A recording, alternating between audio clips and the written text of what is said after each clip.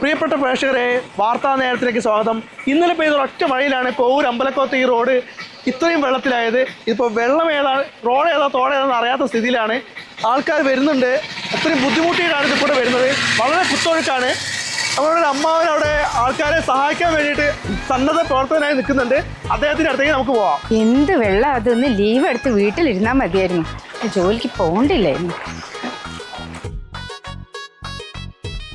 മോളെ എന്ത് പണിയാ ചെയ്തത്?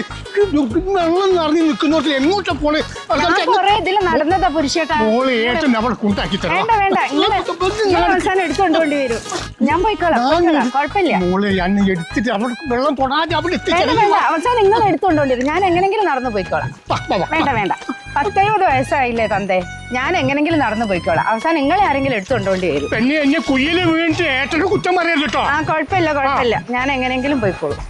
ടീച്ചർ ഒരു കര പറ്റിക്കാൻ നോക്കി, അത് കഴിഞ്ഞില്ല.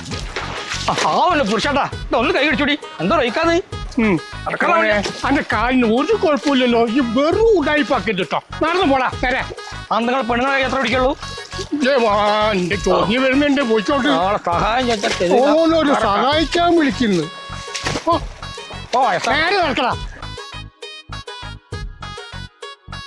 സന്നദ്ധ പ്രവർത്തകനായ നമ്മുടെ പുരുഷേട്ടൻ ഇവിടെ ഉണ്ട്. പുരുഷേട്ടനോട് നമുക്ക് ചോദിക്കാം, ഇവിടെ ഇങ്ങനെ ഇത്രയും വെള്ളം വരാറുണ്ടോ? അവരുടെ മുതലിക്ക് ആ അറ്റം വരെ വെള്ളം കൊണ്ട് മൂടിക്കിടക്കുന്നു. മഴക്കാർ കണ്ടാൽ മതി ഇവിടെ. ശരി. ഇന്നലൊക്കെ എന്താണ് വെള്ളം?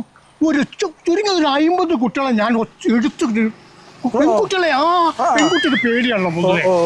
ഞാൻ എടുത്തുകൊണ്ട് ഇന്നിപ്പോ സ്കൂൾ ലീവായതുകൊണ്ട് ഒറ്റ പെണ്ണുങ്ങളില്ല. ഒരു ടീച്ചർ വന്നാൽ ടീച്ചർ സ്വന്തം പോയിക്കൊള്ളാറ്. ഇതാണ് ഇവിടുത്തെ അവസ്ഥ. ക്യാമറാമാൻ പ്രശോഭിന്റെ കൂടെ ഹരി കോവൂർ.